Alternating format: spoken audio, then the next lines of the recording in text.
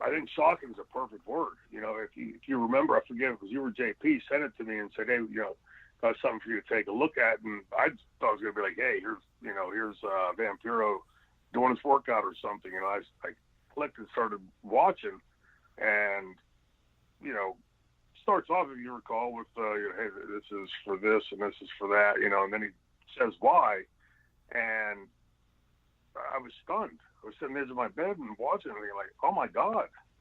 I mean, Vamp's, still a fairly young guy, was always in great shape. I up front wish him the absolute very best with this. I do know, excuse me, I do know that the earlier they identify the onset, that they can do things to slow its progression.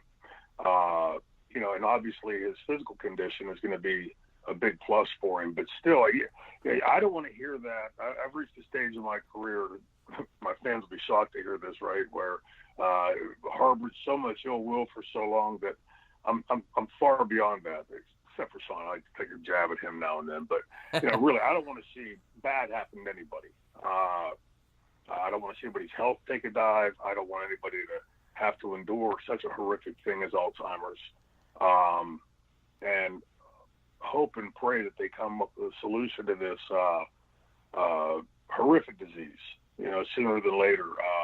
I was honestly stunned. You get to this point, and we've had how many deaths of friends and close friends that we've known. It takes an awful lot to stun us today. Because of having gone through all that, you're sort of numb to it. But I got to say that video from Vamp really, caught the wind out of me.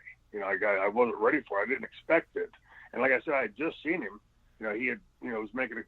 If you remember how busy it was at WrestleCon, it was tough to get through. Like, you try to swing through to say hello to your friends, and you're getting stopped here and stopped there. There's a crowd. The crowds were huge at WrestleCon this year. And, we were in the middle of taking pictures and signing autographs, and I turned around and he's right there behind me, gave me the hug, and we talked for like 3 seconds, and he turned around and started talking to Sandman, and I went back to the fans, never even thought anything was wrong with him. He looked fantastic. And I got to say, too, just like a little sidebar here, the first I ever met Vampiro was whenever I was booking in XPW back in 2002, something like that, a while ago. And I had never really seen his work, because at that time he had done most of his work in Mexico and Japan. But he was tremendously professional, tremendously hardworking, and tremendously easy to work with. No airs, no diva bullshit. You'd go to him with what you needed, and he might bounce it back and forth a little bit, but it was never, hey, I don't want to lose to that guy, or that, I don't want to do that. Vampiro was always, just A1 professional, easy to work with, and for a booker's position, that makes your job all that much easier. Anytime I book, I've always said I love having the interaction with the talent. Please come back and say to me, well, what about this? Or, don't just, say okay and go off and march off and do what I tell you to do, or, what I want you to do. Because to me, if you're asking questions and they're intelligent questions, like Vamp always asked, that's making me think through the angle deeper. It's holding my feet to the fire to make it better. And that kind of interaction, we've always said, anybody that's ever worked with me, you can talk to anybody that's ever worked with the franchise, and I'll tell you, I've always said, I got a saying before we go to the ring, 2 heads are better than 1. So, I can certainly call a match, but the two of us working together can, make it, elevate it that much more. And, my recollection of working with Vamp was very much a synergistic type of back and forth, never a pain in the ass or diva or, crybaby, for jobs or whatever. That was just something that you didn't hear from people in that company, much like ECW. It was a hard-working group of people, and Vamp was a sheer joy to work with. You always look forward to seeing him, always a smile on his face, always saying hello, cutting up. There was never that WWE bullshit, that you see from so many people that go through there. My name's Shane Douglas, and I'm so much better than you. I can't do that. We're too close to Pittsburgh. I can't lose. That kind of ridiculousness, that's probably the reason why I didn't ever make my bones in WWE, because it just wasn't my kind of place. I never considered myself a sport entertainer, and I never considered myself a kiss ass. If I was going to, I'd have done it long ago in my career, and it might have made me some money, but I didn't do it then. And I'm serious, I'm not going to start now with it, but it's easy for me to sit where I sit today and make these comparisons of guys like Vamp, or a woman or valet like Francine, because they were just beyond professional, which makes it so much easier to work with. And when I say that, I don't mean like in a yes sir, give you whatever you want type of way.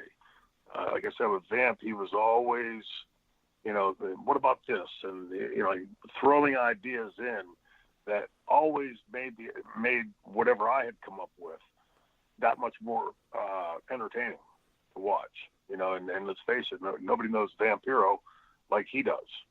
So, anything I could try to give him, certainly he can add, some salt and pepper to that and make it a hell of a lot better. So it was a sheer joy to work with, and if booking would be the easiest job in the world if it was always working with people like Vampiro. And I honest to God, wish him the absolute best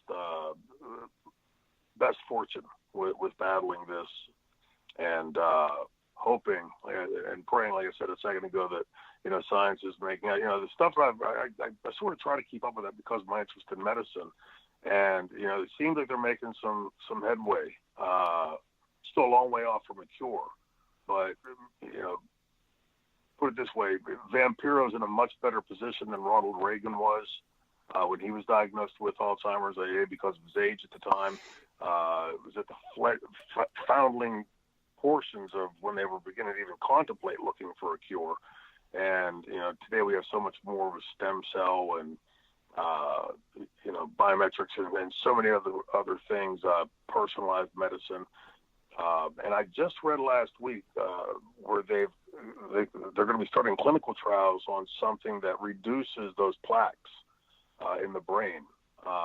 So, like I said, I hope, pray for his sake that, that he can see the benefits of that, and that he's got a lot of time ahead, fruitful, and he's got a lot to offer. He sure does. I could definitely see you and Vampiro being somewhat of a kindred spirit when it came to the business side of things, and being able to talk about things a little more rationally. Just because he's a very intelligent guy, he's very knowledgeable about a lot of topics, and that's one thing. You go down a Vampiro rabbit hole, and man, you come back a week later and not know where you've been, on what side of Mexico you came from, or what. But it's been really cool to see Vampiro have a big resurgence since Lucha Underground launched in the United States, and kind of opening him up to a new fan base, a new era of fan. Obviously he was a huge legend in Mexico, and and I'm sure we'll get into a little bit more of this in a minute, but you said you first met him in XPW, but I believe you guys were in WCW together in the New Blood era, because that was a big thing when he came over from Mexico to WCW for the first time. That was around the time I think you had also just arrived there, so that might have been the first time that you guys crossed paths, if you recall. You're that. Right. Yeah, you're absolutely right. I lose track of the eras because I've had so many of them in my career. But you're right. We met there when he was doing the stuff with the Misfits. Right. Yes. And brought them in. And Bill Banks was a real big fan. And, I'd never heard of the Misfits, to be honest with you, before that. And, to see the connection they have with their fan base, it was really cool. And, and Vance really fit into that. But I didn't – the one thing I do know for certain is I didn't see the real Vampiro character, a la as have been, so iconic in Mexico until XPW. Because in Los Angeles there was a lot more Hispanic audience flavor to the show, a lot more knowledgeable fan base there to the AAA and entire Mexican scene, and to see him go out that first time, we were in a building right up the street. I say right up the street, like a couple streets up, but pretty close to the LA Forum, the old LA Forum, and it was pretty packed. And when he walked out that curtain, it was an immense eruption in the audience, instant recognition. And, again, as a booker, you think, my God, I got some of that kind of connection to the audience. We can do something with that. And, but again, it just jumps out of my brain every time I think of Vamp is, what a pleasure he was to work with. Just a joy. You never got in, like, even when you had to go give him, like, some news that you didn't think he'd want to hear, you didn't sit there and have to, like, play with minced words or whatever. He's just a pure pro. And, it's not to say that he might not come back, like I said a second ago, and say, hey, well, what about this or that? Or what if we threw this in or took that out? Every time he would give input like that, it always elevated whatever it was. It wasn't just, hey, make himself look better. It took the match and the company up a few notches.